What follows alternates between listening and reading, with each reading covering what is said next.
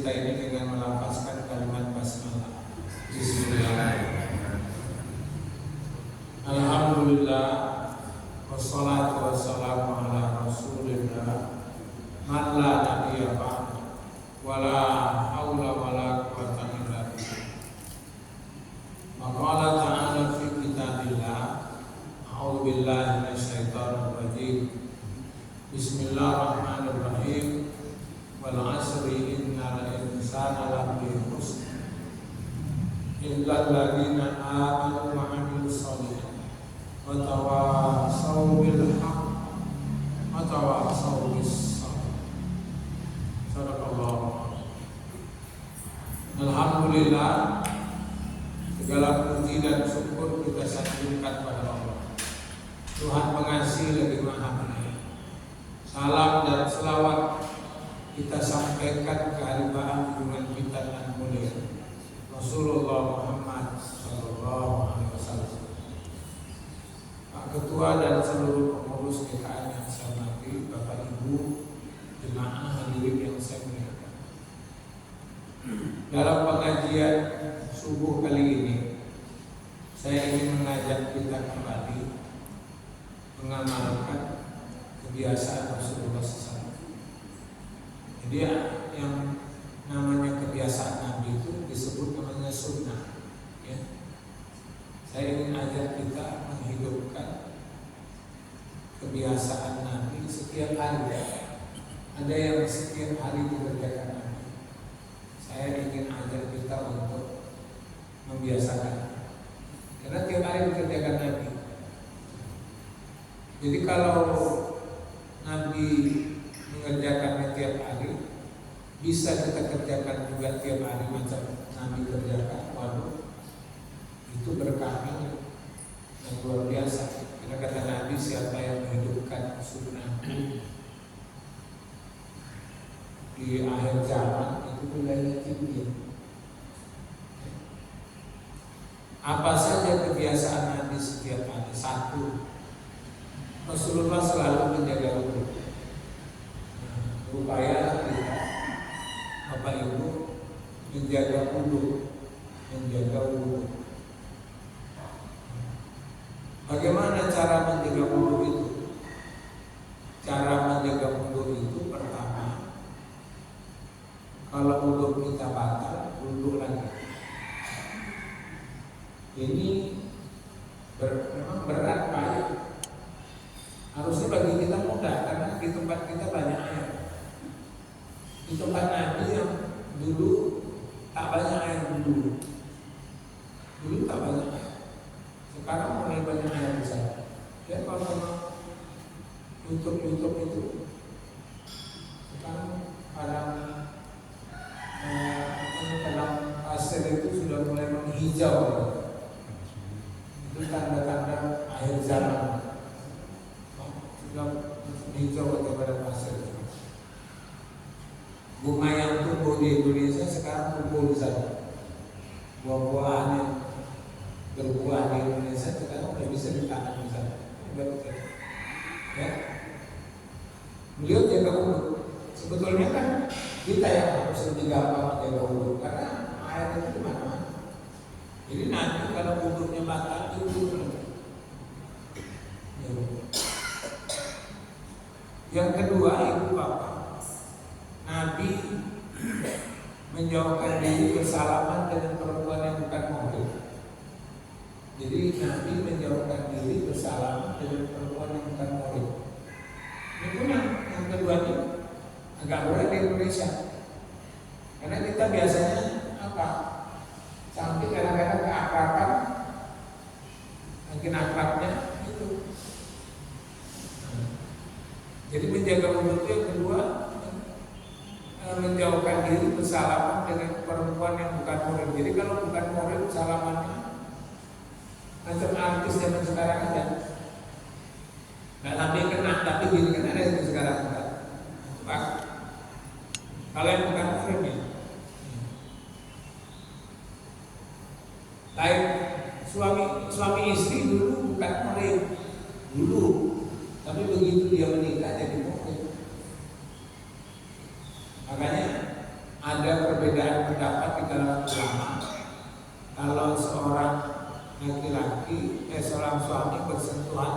istrinya, senggolan dengan istri, atau seorang perempuan salaman sama istri, seorang istri bersalaman dengan suaminya. Ada perbedaan pendapat di kalangan para ulama, apakah batal wudhunya, apakah tidak gitu. Ada yang bilang batal, ada yang bilang enggak gitu ya. Jangan digaduhin biarnya. Kalau bapak batal ambil wudhu lagi, kalau ibu bapak tak batal ya udah terus gitu ya. Memang itu perbedaan di kalangan para ulama. Makanya soal menyentuh perempuan itu batal wudhu atau tidak, bersentuhan suami istri itu batal wudhu atau tidak, itu disebut masalah hilafiyah dari dulu. Ada perbedaannya. Nah, kenapa perlu menjaga wudhu Bapak Ibu? Kenapa perlu menjaga wudhu? Wudhu itu rupanya pentingnya itu dia bisa melipat gandakan setiap amal yang kita kerjakan. Jadi apa yang amal yang kita, jadi apapun yang kita lakukan, kalau dalam kondisi berwudhu, maka apa yang kita lakukan itu pahalanya dilipat gandakan Allah Subhanahu Wa Taala. Ini saya ini ceramah. Kalau guru mengajar, jadi saya ceramah atau guru mengajar di sekolah, dia mengajar dalam keadaan berwudhu sama tak berwudhu itu beda pahala. Jadi kalau dia mengajar dalam keadaan berwudhu, pahalanya lebih besar daripada dalam keadaan tak berwudhu. Bapak Ibu ini mendengarkan ceramah saya, duduk di masjid ini. Bapak duduk mendengar ceramah, duduk di masjid. Dalam keadaan berwudhu sama tak berwudhu, pahalanya beda. Orang yang duduk di masjid mendengarkan ceramah dalam keadaan berwudhu sama tak berwudhu beda pahala. Orang berzikir menyebut asma Allah dalam keadaan berwudhu sama tak berwudhu beda pahala. Dan itu dikasih tahu Nabi sendiri. Kata Nabi, siapa baca Quran? Baca Quran itu bagian dari zikir. Nah, taklim ini Bapak Ibu, ngaji ini bagian dari zikir. Kata Nabi, siapa yang membaca Quran dalam keadaan dalam sholat. Jadi kalau orang baca Quran dalam sholat, kata Rasulullah, setiap huruf 50 kebaikan. Jadi kalau kita baca Quran dalam sholat, satu huruf 50 kebaikan. Tapi kalau dia baca Quran di luar sholat, dalam keadaan berwudhu 20 kebaikan. Tapi siapa baca Quran di luar sholat, dalam keadaan tak berwudhu, satu huruf 10 kebaikan. Tidaklah aku katakan alif lam mim satu huruf, tapi alif satu lam satu. Nah, alif satu lam satu mim satu. Jadi kalau dia baca alif lam mim dalam keadaan berwudhu itu 60 kebaikan. Tapi kalau tak berwudhu, alif lam mim 30 kebaikan. Kan beda. Jadi itu untuk melipat gandakan setiap amal yang kita kerjakan. Itu sebabnya perlunya kita menjaga wudhu supaya setiap amal yang kita kerjakan Allah lipat gandakan pahala. Loh, boleh orang baca Quran dalam keadaan tak berwudhu? Boleh. Baca Quran dalam keadaan tak berwudhu boleh. Yang jadi perbedaan pendapat, bolehkah megang Quran dalam keadaan berwudhu atau tidak? Jadi itu beda pendapat. Ada yang bilang boleh megang Quran dalam keadaan tak berwudhu. Ada yang bilang tak boleh. Ya tak berwudhu boleh, ya tak boleh. Orang-orang yang hadas besar. Nah itu perbedaan pendapat juga di kalangan para ulama. Kita mau ambil, bukan ambil itu, tapi tidak ada beda pendapat di kalangan ulama bolehnya orang yang tak ada wudhu baca Quran. Karena zaman sekarang bisanya kita baca Quran tanpa megang Quran, bisa. Orang ada yang hafal gitu, baca Fatihah, baca Qul Inna A'tayna, bagian dari Quran. Dalam keadaan boleh. Banyak orang juga baca Quran megang HP, bukan nengok di HP, bukan nengok di Quran, nengok di HP. Jadi boleh, gitu ya. Jadi berwudhu itu, jadi untuk melipat gandakan itu satu yang pokok. Yang kedua Pak, yang paling pokok. Kata Imam Al-Ghazali, wudhu itu membersihkan ruh, membersihkan jiwa kita. Kan manusia ini ada jasmaninya, ada rohaninya. Jasmani kita bersihkannya apa? Mandilah. Kan mandi. Makanya ada mandi sunat, ada mandi wajib. Mandi itu membersihkan. Mandi wajib itu bukan aja jasmani, rohani juga dibersihkan. Bersihkan rohani. Jadi kalau mandi sunat juga gitu. Kalau mandi biasa itu cuma bersihkan jasmani saja, bersihkan. Wudu itu membersihkan roh. Manusia kan ada rohnya. Jadi kata Al-Ghazali, berwudu itu sebetulnya membersihkan roh. Nampaknya yang dibasuh wajah, tapi sebetulnya bukan wajah, tangan bukan. Jadi wudu itu bukan bersihkan muka, bukan. Wudu itu bukan bersihkan muka. Kalau bersihkan muka, lebih bersih lagi pakai pembersih lah. Wudu itu bukan bersihkan muka, tapi bersihkan roh jiwa. Terus lagi, boleh sholat pakai peci, boleh. Dan dilarang sholat pakai peci. Cuman kalau ditanya pakai peci sama pakai lodi, mana lebih afdal? Lebih afdal pakai lodi. Bukan karena peci pernah dibawa itu masuk gereja, bukan. Soalnya lodi dicuci. Peci pernah dicuci? Hah? Ada yang pernah cuci? Ada yang pernah cuci peci? Renculan. Ya itulah. Laundry pun kalian buat peci nggak salah tidak? Laundry peci. Lo nggak dicuci-cuci sebulan. Ya orang Jawa ngomong letaklah.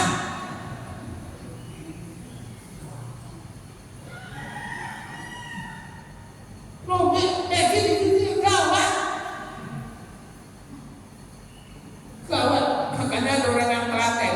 Ada yang telaten. Dia pakai peci kan. Pulang ke rumah itu. Pecinya itu diletakkan, dimasukkan plastik sama dia. Telaten dia. Aku mana telaten? Anda pakai peci. Mana telaten masukkan plastik digantung situ aja. Mana tahu aku kena peci cabang enggak mana dulu, enggak kelihatan, enggak tengok enggak nampak. Yang jelas peci enggak dicuci itu aja. Nah, Bapak bayangkan kalau orang nggak pernah ngambil wudu, macam mana ruhnya? Waktu dicabut malaikat Israil, piye? Maka menurut riwayat, ketika ruh orang yang beriman yang setiap hari berwudu 5 kali itu, apalagi ditambah wudu yang sunat-sunat, di luar sholat atau waktu dia berwudu lagi. Ketika roh sudah keluar dari tubuhnya harum wangi, kenapa? Satu hari diwudui 5 kali minimal. Bagaimana roh manusia yang tidak pernah diwudui ketika keluar dari tubuhnya? Makanya Rasulullah nanti di akhirat nandai umatnya gampang. Macam mana Nabi nanti di akhirat nandai umatnya? Rupanya bagian tubuh kita yang kita basuh lewat wudu di akhirat bercahaya. Itu sebabnya Rasulullah suruh kalau kita berwudu supaya wudu itu betul-betul sempurna. Basuhlah muka dengan sempurna, tangan dengan. Jadi kita tidak cukup dengan sholat khusyuk, tapi wudu itu harus dalam kondisi khusyuk. Artinya betul-betul. Maka orang berwudu boleh kan dalam ketika berwudu ngomong-ngomong, boleh aja nggak batalkan wudu. Cuman nampak gak serius kan ada orang ambil wudu itu sambil ngomong, tadi mana tuh gak kirim, mana tak kubri. Ini apa cerita kan? Ada yang berwudu itu memang serius. Ketika dimasuhnya mukanya dalam hati dia berharap, ya Allah hapuskanlah dosa dari wajah. Waktu dia basuh tangannya, Allah ringankan tanganku bikin yang baik. Jadi waktu membasuh anggota tubuh dia betul hayati. Bahkan dia berharap, walaupun Bapak Ibu tidak dia berharap setiap kita berwudu maka gugurlah dosa dari. Jadi kalau orang basuh mukanya, gugur dosa dari wajah. Kalau dia basuh kedua tangannya, gugur dosa. Jadi wudu itu menggugurkan dosa. Itulah sebabnya salah satunya kenapa kita sampai orang mati lah sunat diambilkan wudu. Orang mati nggak wajib dulu kan? Orang mati wajib dimandikan, tapi sunat diambilkan wudu. Maka cara mandi wajib itu ada dua cara. Ada orang mandi wajib pertama niat, dua mengantarkan air ke seluruh tubuh, sah. Tapi ada yang mengambil pahala sunatnya, dia itu tuntunan Nabi, dia bersihkan wudu, kemudian dia berwudu seperti wudu orang salat. Jadi sebetulnya mandikan orang mati itu dihitungkan dulu, baru dimandikan, bukan dimandikan dulu baru diwudukan. Sebetulnya bersihkan dulu bagian, karena mandi hanya sebesar sama mandikan orang mati itu sama caranya. Dibersihkan dulu bagian kemaluan, tapi tidak boleh dipegang tanpa lapis.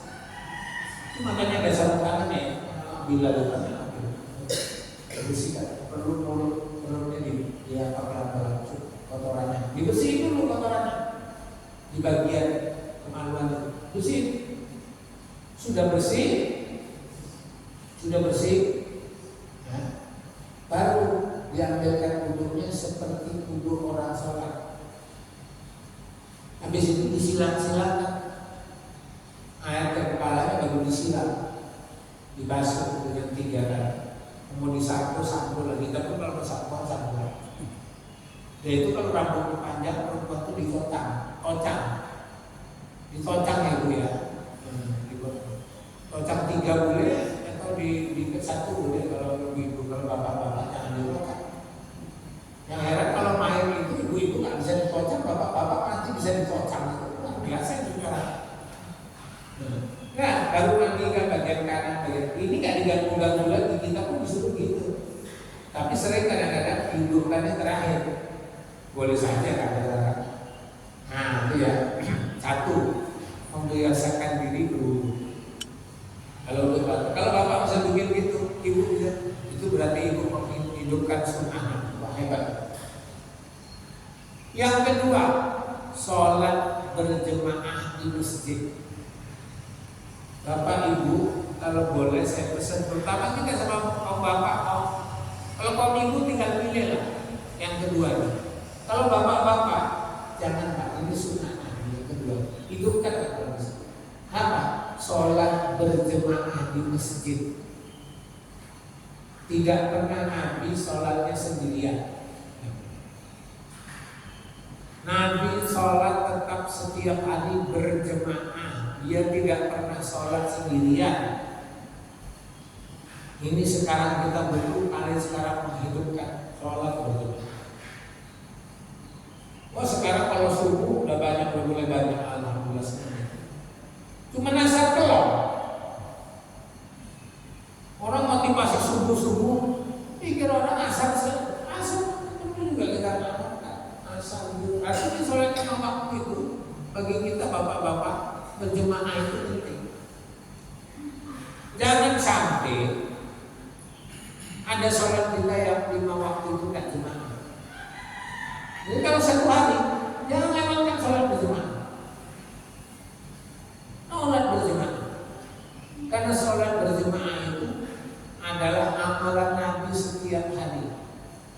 Tidak pernah 1 hari dalam hidup Nabi berlalu tanpa sholat jemaah. Bahkan bapak, ibu, sejak sholat wajib 5 waktu diwajibkan, diperintahkan Allah secara berjemaah, sampai akhir hayat Nabi tidak pernah sholatnya yang 5 waktu dari. Saya tak pernah jumpai 1 hadis pun. Jadi ibu kalau nanti bapak tanya, kalau ada ustaz lain ceramah coba tanya, dia ada jumpa nggak riwayat yang menceritakan Nabi sholat wajib sendirian sampai di akhir hayat? Tidak pernah dia sholat wajib tanpa jemaah. Jadi kalau itu bisa kita hidupkan luar biasa. Ada orang 1 hari 5 kali nggak ada jemaah, padahal nggak ada halangan dia untuk berjemaah.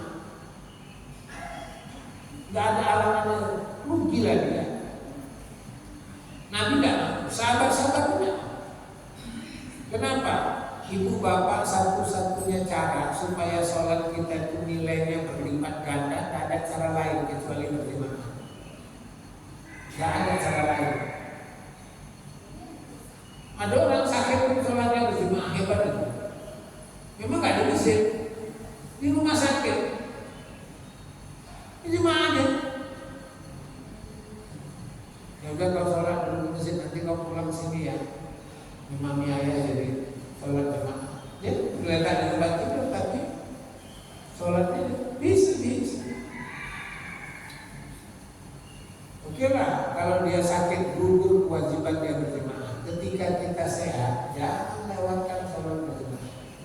Karena kata Nabi sholat berjamaah itu 27 kali lipat dari sholat sendirian. Macam mana ngalahkan? Gak bisa. Jadi kalau orang disuruhnya, Bapak tadi sholat jemaah kan ya 27.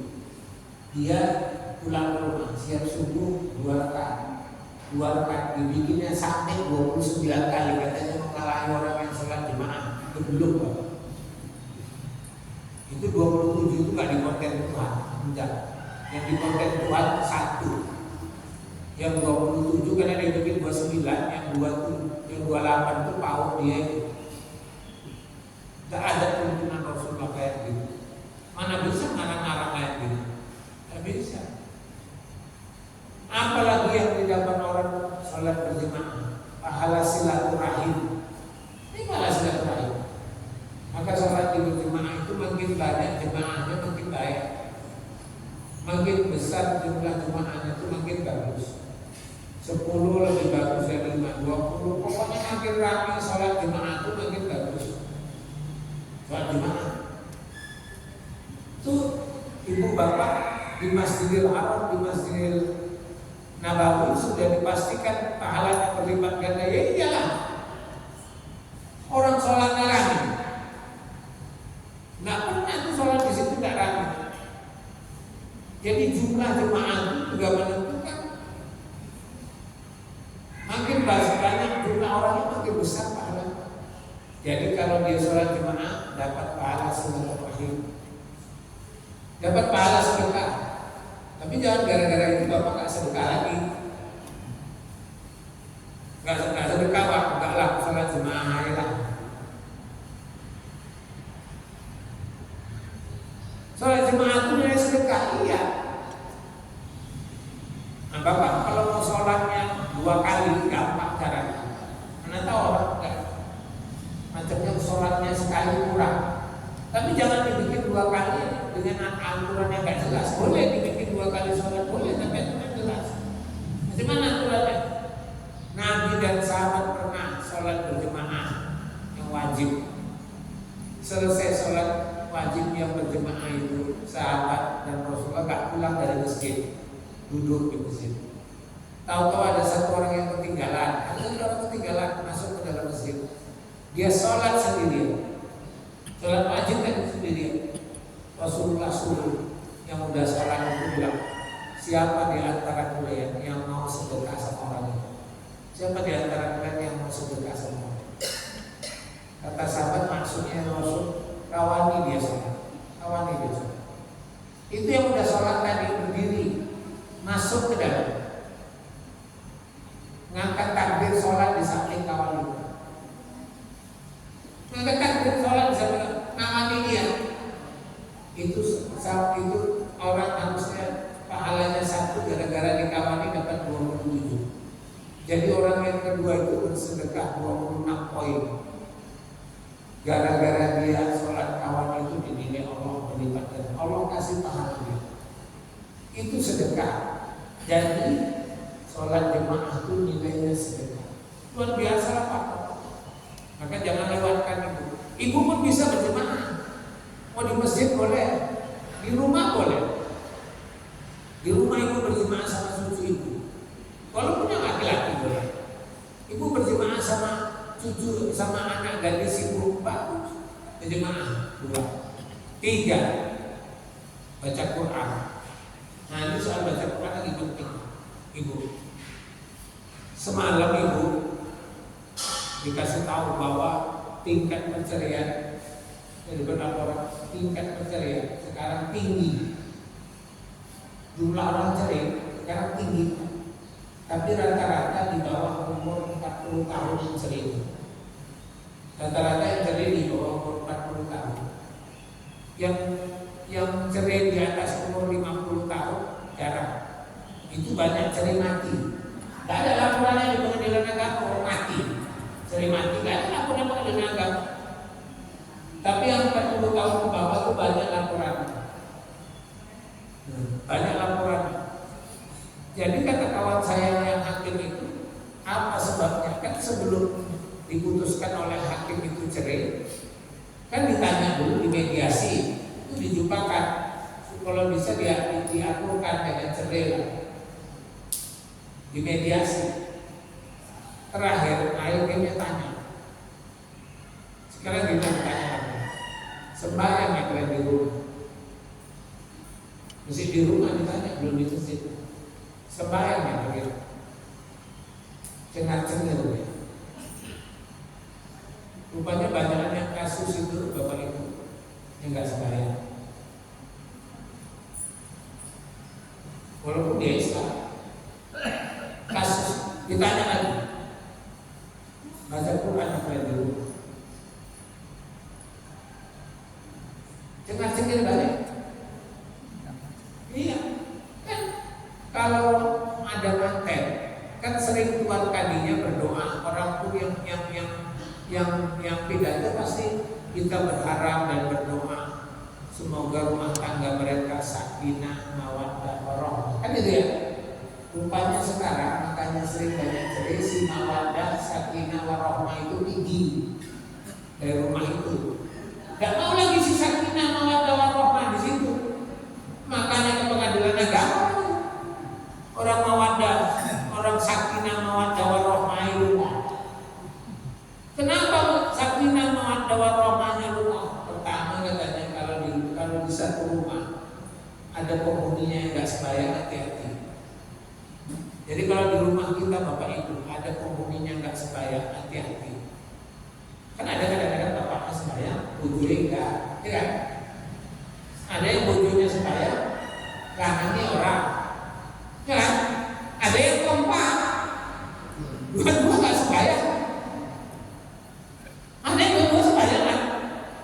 Ada yang mama bapaknya sembahyang, anaknya tiga, yang dua sembahyang, satu enggak, ataupun satu sembahyang, dua enggak, itu harus ada itu.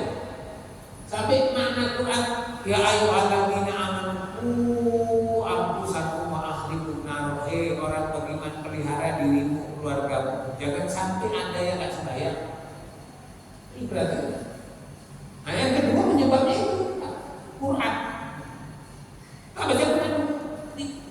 Kita disuruh baca Quran. Jadi rumah kita itu harus dijadikan tempat baca Quran. Baca Quran di masjid sama di rumah mana lebih afdal? Lebih afdal di rumah. Afdal di rumah baca Quran daripada di masjid. Boleh baca Quran di masjid, boleh. Cuma kalau ada orang sholat sampai mesti melakukan. Kita mau di masjid ini, di masjid kebanyakan lah. Sampai kalau ada nunggu waktu sholat dulu sebelum masuk waktu sholat kan baca Quran kan, walaupun kasih, ya kan? Di rumah kita jangan sampai tidak pernah terdengar ayat Quran dilantunkan. Ada orang udah penghuninya nggak sempat baca Quran atau nggak bisa baca Quran, kaset ya nyanyi juga, nggak pernah kaset murotal, nggak pernah uruk-uruk, dangdut, pop, wah nggak pernah. Kalau lagu itu nggak pernah lagu Nurasya Jabel, Limun Putih nggak pernah, panggilan haji nggak pernah. Udah penghuninya nggak pernah baca Quran, nggak sempat baca Quran, kaset hidupkan kaset Quran. Apalagi zaman sekarang. Jadi kalau aku bilang bagus itu mesti walaupun ada yang protes ada yang apa, 15 menit sebelum masuk sholat, bagus itu dibidik di masjid. Betul Pak. Orang rumah sekarang, rumah orang sekarang jarang Pak ada kaset Quran. Kenapa? Tidak ada kaset aneh Pak. Tips aneh nggak ada. Nggak ada. Yang ada HP, di HP itu pun jarang dibidik kaset Quran itu. Baca Quran itu penting. Tidak pernah satu hari pun dalam hidup Nabi tanpa baca Quran. Karena Quran itu akan datang menolong orang yang baca. 3. Jadi tiap Nabi tiap hari baca Quran. 4. Sholat tahajud. Tiap malam Nabi tahajud, tiap malam. Beda.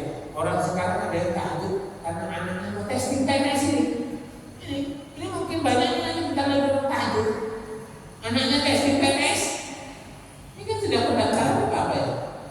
Pendaftaran di PNS. Tahajud kalau ibu nak anakku testing. Kemudian aku bangun tangan tahajud. Dia pun tahajud. Kata Yusuf Mansur baguslah. Karena anaknya testing dia tahajud daripada dia marah di dukun, marah di calo. Kan bagus datangnya Allah. Tahajud. Ada 4 yang tidak diberikan Allah sama orang yang mengerjakan tahajud. Salah satunya maqam mahmudah, kedudukan mulia. Ada orang maksakan diri bangun malam, bola kaki, tapi belum tentu tahajud, belum tentu. Maka ibu bapak mari kita jadikan tahajud ini amalan rutin. Jam berapa? 2:30 itu harus. 2:30 malam. Wah, cepat kali dia jangan. Kalau kakak bagus lah. Karena dia habis masalah kan tidur lagi sampai nunggu subuh. Tapi kalau kita ya, karena nggak disukai Nabi habis sholat tahajud tidur lagi. Kita kalau habis sholat tahajud, maka Nabi sholat tahajud di penghujung malam 4:30, jam 4, 4:30. 1 jam menjelang masuknya subuh, 1 jam menjelang masuknya subuh. Itulah.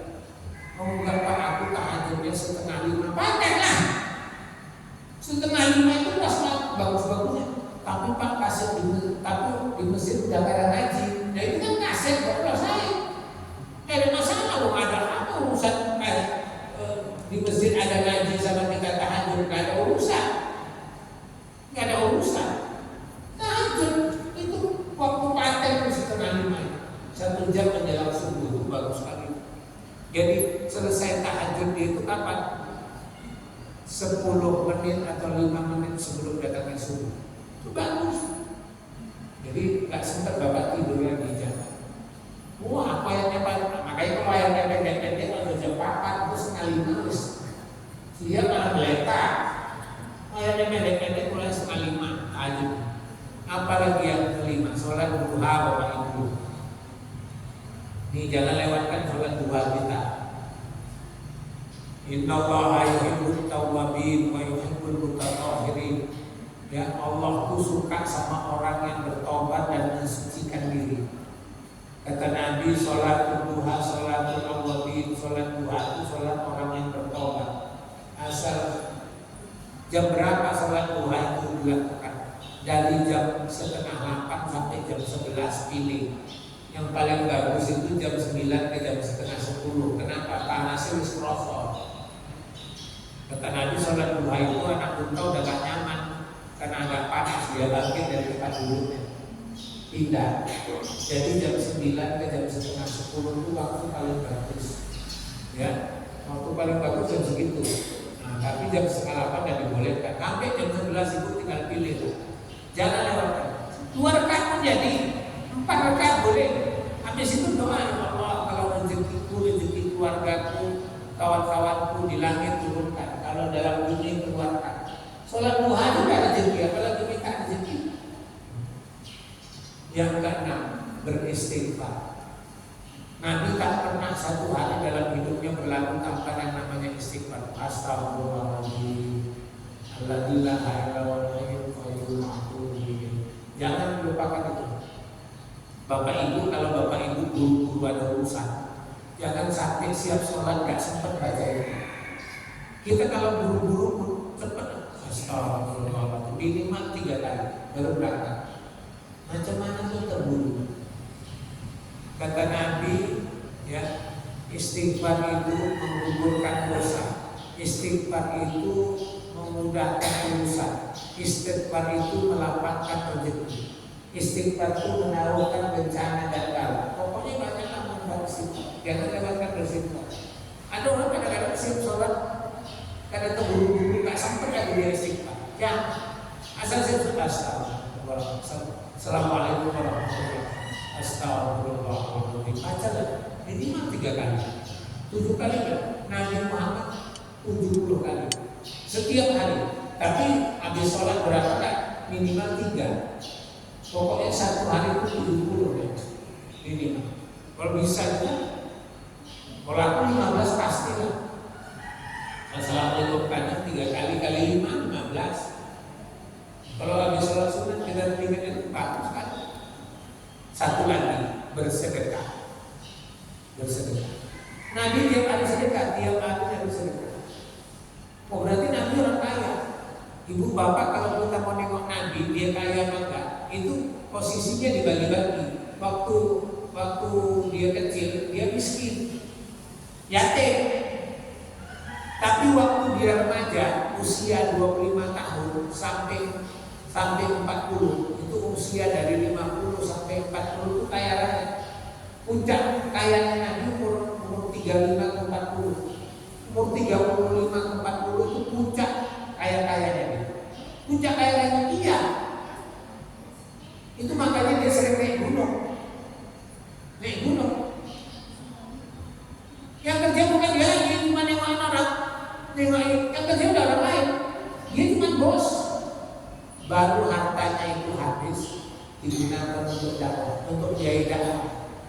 Setelah diangkat jadi rasul baru, walaupun dia miskin secara harta, tapi Allah kasih kekuasaan dunia akhirat sama dia. Walasau payutu karoku kabakarmu. Apa yang kau mau Muhammad Rasulullah bilang. Jadi Allah kasih dia apa yang kau diinginkan, Allah kasih. Dan Bapak Ibu yang bisa bersedekah tiap hari bukan orang kaya. Ternyata banyak orang yang nggak kaya bisa bersedekah tiap hari. Saya buktikan Pak. Di dekat rumah, di dekat satu sekolah ada tukang es. Tukang es itu jualan di depan sekolah setiap hari. Pasti ada anak sekolah 1 orang gratis minum. Gratis. Itu kalau 1 gelas itu 1.000. Berarti uang itu 1 bulan berapa sedekah? 30 lah potong minggu 26. Hebat dia, bukan orang kaya, itu tukang es. Malah ada di dekat kami jalan-jalan, udah naik sepeda pulang, saya singgah tempat tukang lontong. Tak bilang Bu beli lontong pakai telur. Sudah waktu mau tak bayar berapa? 3.500 Pak. Itu betul-betul itu pakai lontong nanti. Iya Pak 3.500. Nggak salah, enggak Ustaz 3.500. Bayarlah daripada tekan-tekan. Dia itu di WR tak bilang itu ibu anu itu kok jual lontong murah kali. Aku semalam beli lontong pakai telur 3.500. Enggak mungkin lah Pak. Itu biasanya pakai telur minimal 7.000. Ngaku bayar 3.500 kok. Ibu saya itu oh gini Pak, ibu itu tiap hari pasti ada 1 orang makan lontong itu gratis. Kalau enggak biasanya separuh bayar. Ini hari dia bapak yang kena dapat sedekah separuh bayar. Dia tuh mau lontong, aku yang punya dia bukan disedekahinya. 3.500 kali sebulan berapa? Itu nggak potong minggu mana jualan dia. Banyak orang beli. Ternyata yang bersedekah kata Nabi fattaqun nar walau bisaqin tamar. Pelihara dirimu dari api neraka. Itu Bu, saya makanya pesan setiap bapak ibu ke masjid kan satu hari 5 kali minimal di satu waktu jangan nggak bawa duit. Orang sekarang masuk toilet aja bawa duit, masa masuk masjid sampai nggak bawa duit. Nah, ada orang pede ke masjid nggak bawa duit. Kok nggak bawa duit lah sama masjid aja. Wah, bawa duit kalau ke masjid. Minimal di satu waktu masukkan itu ke bapak ibu. Kalau bapak ibu masukkan berapa kita bilang 2.000 lah, kita bilang 2.000 ya. Itu masukkan 2.000, langsung malaikat tulis 1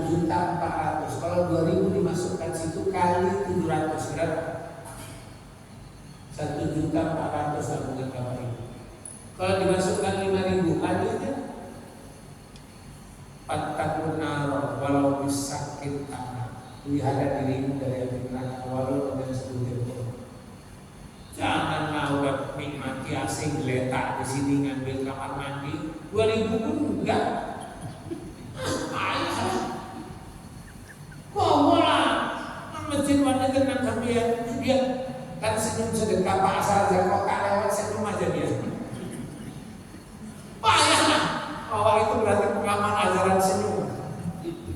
Ya boleh, tapi jangan senyum aja. Sayang. Iya, tiap hari Bapak Ibu 2000 nanti itu saldonya cek aja di akhirat. Kalau mau cepet ngecek nanti. Iya, jangan lewatkan bawa duit ke masjid itu penting. Fattaqun nar walau bisakin tanah. Pelihara dirimu dari api neraka. Ini tiap hari dikerjakan. 1. Jaga wudu. 2. Salat berjamaah. 3. Baca Quran. 4. Tahajud. 5. Duha. 6. Istighfar. 7. Sedekah. Tiap hari ibu bapak tadi kita hidupkan sunnah Nabi yang 7 supaya kita mendapat berkah. Itu dulu, mudah-mudahan ada manfaat. Kalau ada pertanyaan dari yang tadi atau yang lain silakan sebelum kita tutup. Ibu silakan. Salam. Ya.